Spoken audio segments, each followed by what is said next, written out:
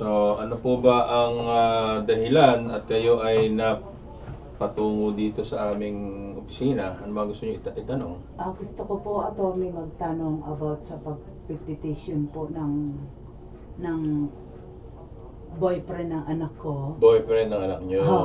Yung bang anak niyo ay US citizen? Ay, hindi po. Nasa Pilipinas nga po, attorney.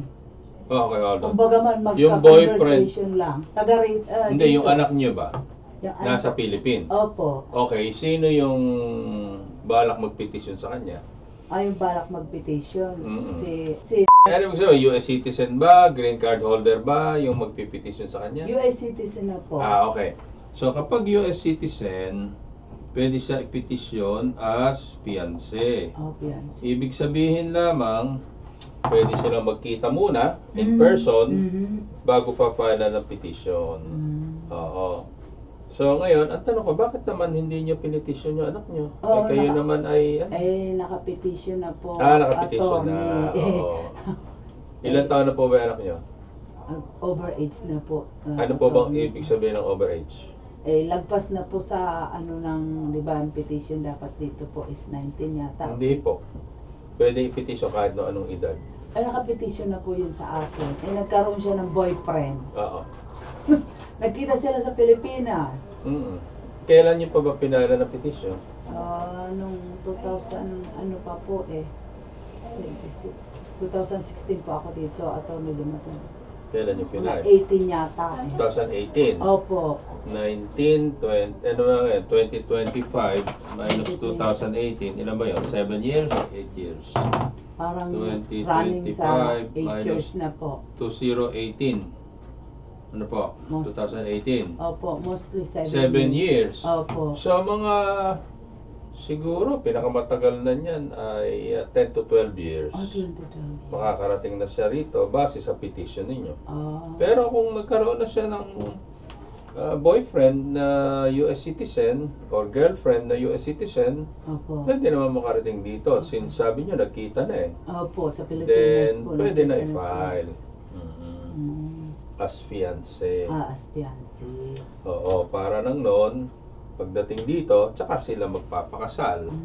Pagka nakapagpakasal na, usually within 90 days na pagdating dito, at tsaka dapat magpakasal, tapos ipapal yung petition.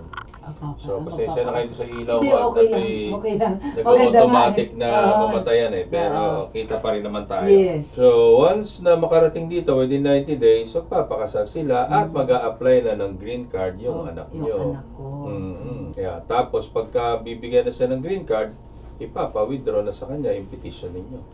Ipapa-withdraw na po. Oo, kasi di na niya kailangan yun eh. Doon na siya makakakuha ng green card sa kanyang fiancé or boyfriend. Yeah, yun lang po ba ang ano na yun, isang issue na yun ang pero ang filing fee niyan ay 675. 675. To start, ano? Tapos pag nakarating na siya rito, actually, so aprubahan muna yan ng US Immigrations, USCIS, Citizenship and Immigration Services. Opo. Pag na-approve, ipapadala yan sa National Visa Center, tapos magsasubmit ng mga requirements doon, and then pagka na-comply yung civil document requirements, ipapadala na sa US Embassy yung fiancé visa petition. Opo. Tapos doon naman, i-require siya ng medical exam. So mga around $350 siguro yon bago siya ma-interview. Tapos pagka na-interview na siya at nabigyan na siya ng fiancé visa petition, Doon po sa Pilipinas, attorney. Sa Pilipinas, i-issue siya ng fiancé visa. Opo. Tapos pag nakarating na rito, papakasal sila within 90 days. 90 days. Oo, tapos pa-file na ng green card application. Doon sa green card application, 1,440 yung green card application fee. Tapos kung sasabayan ng work permit ay $260. Para nang noon, kung hindi sila ma-interview o hindi siya mabigyan ng green card within 90 days ng filing, i-issue siya ng work permit. Work permit. So, kailangan, suggestion ko, mag-file noon. Ngayon, kung gusto rin naman niyang makapag-in and out of the US while waiting for the green card, Aha. pwede siya mag-apply ng tinatawag na advance parole. Oh, advance parole. Oo, kasi hindi na niya pwedeng gamitin uli Pwede yung po kanyang... baga, pwede po baga isulat. Oo. Gusto niya ng lapis at papel? Attorney, kasi po, makakalimutin ako, advance parole po ang yung sinasabi niyo po in and out, pwede pag hindi pa na ano yung green card. Pag hindi pa na-i-issue ng green card, kailangan niya ng advance parole para mag-in and out of the US. Oh. Otherwise, to consider ng immigration na inabandonan niya yung kanyang adjustment of status, hindi na siya makakabalik rito. Talaga? Oo, doon na siya maghihintay uli sa Pilipinas ng immigrant visa. Kaya hindi dapat umalis ng US nang wala nung advance parole. Advance parole. Opo. Mga ilang Additional $630 yung filing fee nun. Hindi lahat nagpa-file, no? Pero yung work permit, palaging kasama yon sa application. Dati libre yung dalawa na yun eh. Ngayon naniningil na ang yung work immigration. permit at saka advance parole. Advance parole, no? Paano po yung work permit? $260 ang filing fee nun. Yun namang advance parole ay 630. 630. Yeah. So, ngayon, kapag ka naman sila na-issuehan ng green card, good for 2 years lamang po yun. Oh, 2 years. Oo, yan yung tinatawag na conditional legal permanent resident Opo. card. Pagkatapos po, Bago mag-expire yung ng 2 years, kailangan mag-file ng renewal. renewal. Or, ang tawag doon ay joint petition to remove the condition. Ang pagkakaiba noon sa regular green card, nag-expire in 2 years. So ngayon, kailangan na naman nilang patunayan na sila ay nagsasama bilang mag-asawa. Kaya yun ang requirement sa joint petition to remove the condition. So, pag na-file na yon, nagbibigay ang US Immigration ng resibo na nagsasabing, ina-extend namin yung green card ninyo for the next 2 years or 4 years. Ngayon, ang suggestion namin doon sa nag-a-apply noon, kapag naka 3 years ka na green card, kasi hinihintay mo pa rin yun, hindi pa nila pa-process, mag-apply ka ng US citizenship or naturalization para sundutin yung joint petition to remove the condition.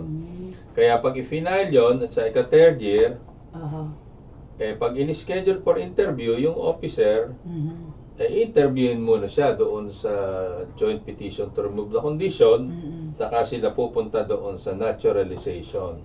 So paglabas niya doon at nakapasa siya, US citizen na siya, lalo na kung... Kahit po hindi pa sa condition na kahit 3 taon po, attorney?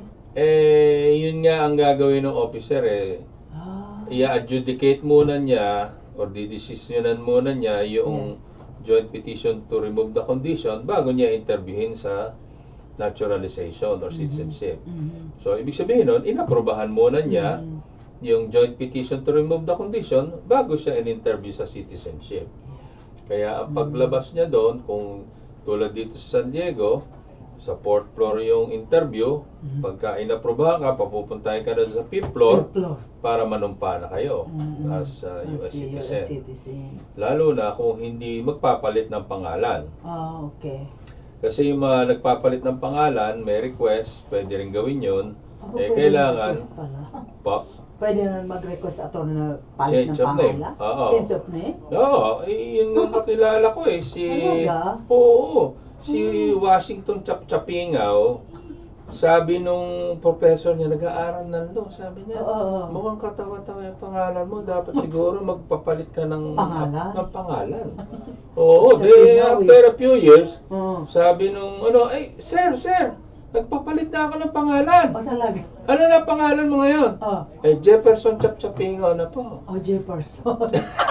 Chapchapingaw pa rin yun. Chapchapingaw. Ang pinalitan yung first name, hindi naman yun. So, sa pag-apply ng naturalization, kapag gusto magpapalit ng pangalan, doon kayo i-schedule sa judge. Kasi yung district court judge ang may karapatan lamang na mag-order na baguhin yung pangalan. So kung wala kang papalitan na pangalan, administrative swearing in lamang. So ibig sabihin, doon sa 5th floor na opisina nila, pwede nang mag-citizen. Pero pagka gusto magpalit ng pangalan, i-schedule sa district court judge. Yun yung maramihan, mga nasa isang convention center yan. Opo. So, ganun ang mangyayari doon. So, pag naging citizen na, pwede na siyang pumitisyon ng magulang, kapatid, or anak. Meron bang anak yung inyong anak? May apo na ba kayo doon? May apo po pero wala siyang pinapakasalan. Opo. So, pagka less than 21 years old yon, kanyang anak, sasakay. Bata pa, baby pa. Yeah, sasakay sa... teka muna, anak ba yun ng boyfriend niya na magpipetisyon sa kanya as fiancé? Yung anak ko, may boyfriend. Apo. Ngayon, syempre, nagkaanak yung anak ko. Apo. Nagkaanak So, may apo kayo? May apo na po ako. Oo. 1.5 years old. Yung po ba yung anak nung magpipetisyon? Hindi, anak ng anak ko. Okay. So, yung anak ninyo na ipipetisyon ng US citizen na boyfriend, yun yung may anak? Opo. Makakasama yun. Makakasama. Opo, basta below 21. Walang bata pa. Kaya nga, below 21 yun, di ba? Pagka bata pa, 1.5 years old, below 21 yun. Makakasama yun sa pagpunta niya rito. At walang kailangang bukod na petition na dapat i-file. Wala. Pero kapag ka andi dito na, kailangan merong separate na green card application na ipa-file. Yung apo ko. Opo. So, madodoble yung inyong filing fee. Pero ang suggestion ko, since maliit pa lang naman yon, yun na lang sigurong green card application. Baka hindi pa niya kailangan ng work permit. Kasi yung work permit, it serves also as a legal document to show that you are legally present in the US habang wala pa yung green card. 260 lang naman yun, baka pwede ng ano nyo. Kasi yung iba sasabi, hindi pa na magtatrabaho yung anak ko kasi maliit pa ang purpose nun, mayroon kang legal document na nagsasabi, parang green card din yun na nagsasabing ikaw ay pwede magtrabaho, so legally present ka in the US. So pwedeng yun na i-apply. Kasi yung advance parole, siguro naman wala namang emergency na kakailanganin para umuwi siya ng Pilipinas. Pag halimbawa po, attorney, mga ilang taon po pwedeng umuwi yung anak ko? Anytime pwede umuwi. Pagka naghihintay sa green card at meron na siya advance parole, pwede siyang umuwi. Makakabalik siya. Makakabalik. Pag nakakuha ng green card, pwedeng umuwi, makakabalik din. Kaya nga nag-a-apply ng advance parole para just in case abutin na 6 months, 9 months, or even a year, yung paghihintay sa green card, pag nagkaroon ng emergency, pwede niyang gamitin yung advance parole para makapagbalik-balik. Kasi hindi na pwede ang tourist visa doon or yung fiancé visa. Fiancé visa, kailangan advance parole po. Advance parole. Yun po ay ina-apply po sa immigration po. Kapag po mag-a-apply na ng green card, isasabay po yun. Isasabay. Opo, kasi nga yun ang dokumentong panghahawakan mo para ka makapagtrabaho at para makapag-travel at makabalik habang wala pa yung green card. Opo. Tapos halimbawa po, ano pong mga requirements, attorney? Usually, ang requirements dyan, yung pruweba yung proof na sila ay may relationship. Usually, ang pinakikita dyan, mga pictures nila nung nagkita sila, no? Para ma-satisfy yung personal meeting within the last 2 years. At pagkatapos yung mga communication. Excuse me, attorney. Ano po yung sabi niyong 2 years na nagkita? Kailangan po ma-file yung petition within 2 years mula nung nagkita sila. 2 Pagka lumampas na sa 2 years, kailangan magkita na uli sila para makapag-file ng petition. Halimbawa po pag mga 1 taon pala ang po, Dok, lagpas na 1 taon sila nagkita, okay pa po yan? Pwede pa po yun. Basta wag lampas ng 2 years. Yung personal meeting. Ang personal meeting. Mm-hmm. Kailangan na naman magkita. Mag-date na naman pala silang dalawa. kailangan magkita sila para hindi hindi ma-disqualify sa pagpetisyon. Oh, see. Mm. Tsaka ano pa nga, 1 taon pala ang po, Dok, lagpas na 1 taon sila nagkita, okay pa po yun? Pwede pa po yun, basta wag lampas ng 2 years. Oh, see. Yung personal meeting. Ang personal meeting. Mm-mm. Kailangan na Requirement kasi naman yun, magkita. Mag-date na naman pala silang dalawa. Kailangan magkita sila para hindi hindi ma-disqualify sa pagpetisyon. Oh, see. Mm. Tsaka ano pa po, Usually nagpapadala ng tulong na pera yung US citizen papunta ng Pilipinas, so may mga kopya ng remittances. Oo, nakakatulong yun. Tapos yung nagsusulatan sila, kung ngayon hindi na uso sulatan. Oo, sa Facebook na lang. Sa Facebook. Oo, yung iba, may hirapan tayong isubmit yan as the supporting documentation kasi Tagalog minsan or kadalasan yung usapan, ipapatranslate pa natin yan. So kaya ang ginagawa natin, nanghihingi tayo ng mga sulat doon sa mga kamag-anak na nakakaalam na meron silang ugnayan, sila ay nagsasama bilang mag-asawa. Yung sa fiancé, yun, meron silang relationship. Pero pag andi dito na at nag-file na tayo ng adjustment, nakakatulong din yung mga sulat na yun na nagsasabi na nakatira sila sa isang bahay, nagtuturingan sila bilang mag-asawa. So, sa fiancé, yun, mahalaga yung mga sulat ng mga kamag-anak at kaibigan, lalo na kayo, magulang kayo, pwede kayong gumawa ng sulat na alam ninyo na yung anak ninyo may ugnayan dun sa kanyang fiancé. Boyfriend. Pwede po ang magulang. Akala ko hindi po pwede, baka sabihin self-serving. Sino pa magsasabi nun? Kung hindi alam ng magulang, ay lalong may problema tayo.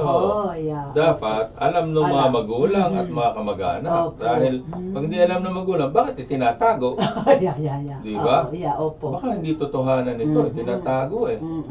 So yun ang isang dahilan doon.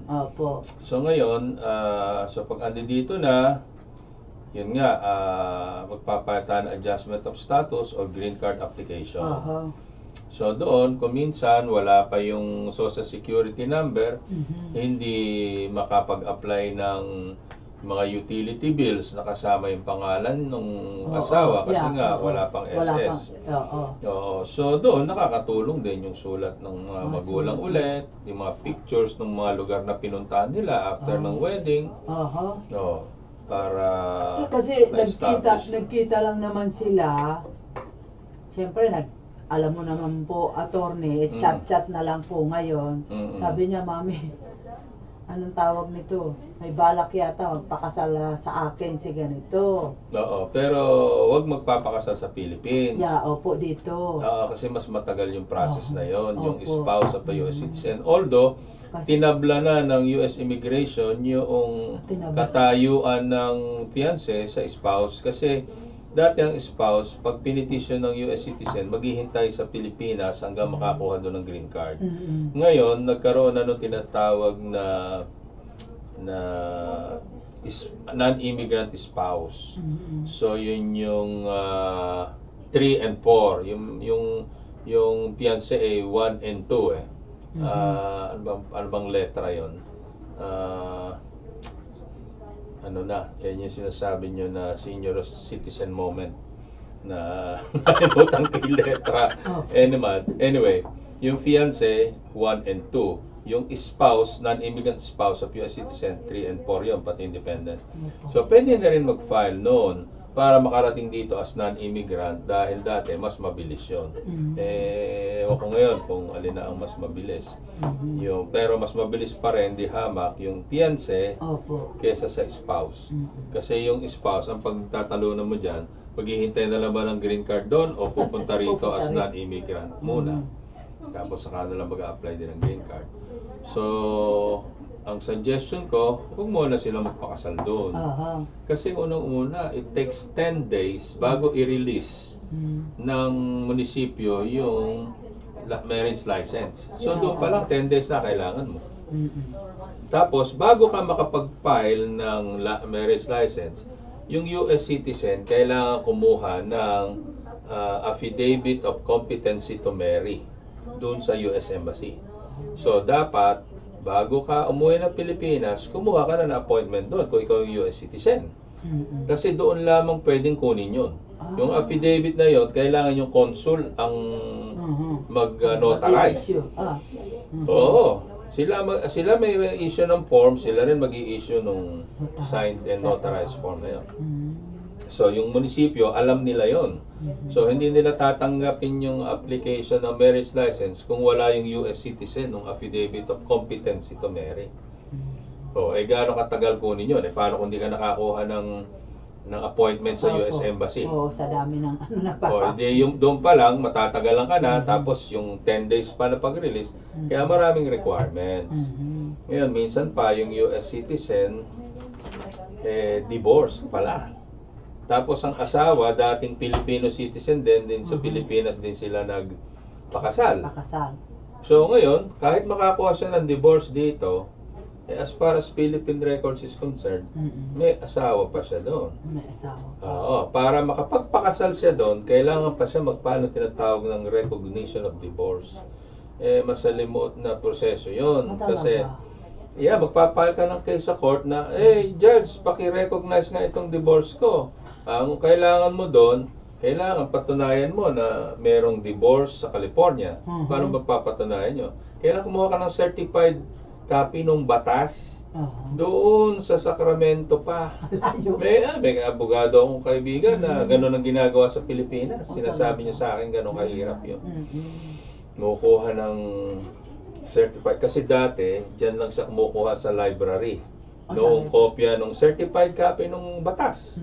Ayaw pumayag doon sa courts. Minsan pumapayag, minsan hindi. So sabi niya, ayun, nakakuha ako sa California, sa Assembly, sa Congress ng California, sinertify doon. Kasi yun ang gumagawa ng batas eh. So yun, medyo matagal yung process na yun. Kaya nga, mas maganda doon sa US citizen, na petitionin na lang yung kanyang fiancé. Huwag na munang pakasalan kasi nga lalo na kung complicated kapag dati na siyang nagpakasal sa Pilipinas. Kailangan pa niyang i-prove na divorced siya. Courts lamang ang makakapag-issue ng recognition. Single naman siya. Ay, di mainam para hindi na magdaan doon. Ipipetition na lang. As fiancé. Yes, opo. Petition as Meron pa ba kayong gusto itanong na hindi natin na pag-usapan? Nasabi niyo na po yung ilang buwan bago maano. Yun nga, usually mga pinakamabilis niya siguro 6 to 9 months. Pinakamatagal na yung 9 months to a year. To a year. Or a year and a half. Ganon. Pero mabilis yan. Ay, halimbawa po, about sa question, kung halimbawa yung nagpipetition yung trabaho ay ganun lang. Well, merong income requirement So, requirement. kung hindi niya ma-meet yung income requirement, kasi pag magfa-file na ng green card, kailangan ang income niya is 25,500 at least. Kasi yun yung 125% for a household of 2. 125% ng poverty guideline. So ngayon, yung income ng petitioner. So kung hindi niya ma-meet yun, pwede naman siyang humanap ng co-sponsor. For example, kayo, magulang kayo. Pwede po yung magulang? Pwede, kahit na sino. Basta willing na pumirma. Kaibigan, kamag-anak, willing sila. Basta willing. Kasi ngayon, po, itatanong ko lang po, attorney, yung anak ko kasi ngayon is hindi talaga tatay nitong asawa ko ngayon na taga rito sa US. Of course. Kumbaga, stepdaughter niya yung asawa niyo ngayon. Opo. Stepson po na aking asawa. Akala ko, lalaki ba anak niya sa Pilipinas? Opo. Akala ko babae, sorry. Lalaki. So, babae yung fiancé niya na nagpunta doon para mag-meet sila. O lalaki din? Bakla Okay. So, pwede naman ang same-sex marriage. Pwede. Dito sa California. Opo. Sa Pilipinas, lalong hindi pwede. Opo. So, ang ibig sabihin talaga, fiancé lamang ang pwedeng petition. Dahil hindi pwedeng magpakasal sa Philippines. Opo, wala naman dahil wala dong same-sex marriage. Yeah. Kaya nga sa pagpetition ng fiancé, pagdating dito, saka sila magpapakasal. Opo. Oo. Ay. Tapos baka kasama nung anak nyo, yung 1.5-year-old na anak niya, kung papayagan nung nanay. Kung Kung hindi, papayagan ng kung hindi, Opo. magkahihingi pa kayo Opo. sa court ng Halimbawa permission. po, ano pong kailangan na sasabihin dong sa aking manugang na ano, na naanakan ng anak ko, ano-ano naman po ang kailangan hingiin ko doon sa mother ng aking Usually, ang nanghihingi ng permission dyan, yung social work, yung Department of Social Welfare. so siya. Pag DSWD? pagka mag-a-apply na ng passport, yung bata. Passport yung bata. Nanghihingi doon ng permission. Ngayon, pagpapunta na rito sa Amerika at na-issuehan na ng green card, ng fiancé visa dependent, ang hihingin lang natin doon yung authorization ng nanay na ililikas niya yung bata sa Pilipinas. Para hindi siya makakasuhan ng kidnapping. Yung anak ko. Yes, yung Tsaka hindi siya papayagan sa airport ng Philippine Immigration. Pag wala nun. Kailangan talaga yun na may manggagaling authorization. sa DSWD. Hindi po. Doon sa nanay. Sa nanay. Pero ang sinasabi ko doon sa DSWD, naka-notarize din po yun, di ba? dapat. Ibig ko lang sabihin, sa pag-apply pa lang ng passport, hihinga na ng permission yung nanay from DSWD saka doon sa Foreign Affairs. Kaya kumbaga, bago pa umalis papunta rito, nagbigay na ng permission yung nanay. Willing naman po yung magulang. Mainam. Kasi pagka 21 years old na yung bata na yon at US citizen, pwede na niya petitionin yung nanay. Willing naman po Ganon. Ganun Ganun po ang ating process.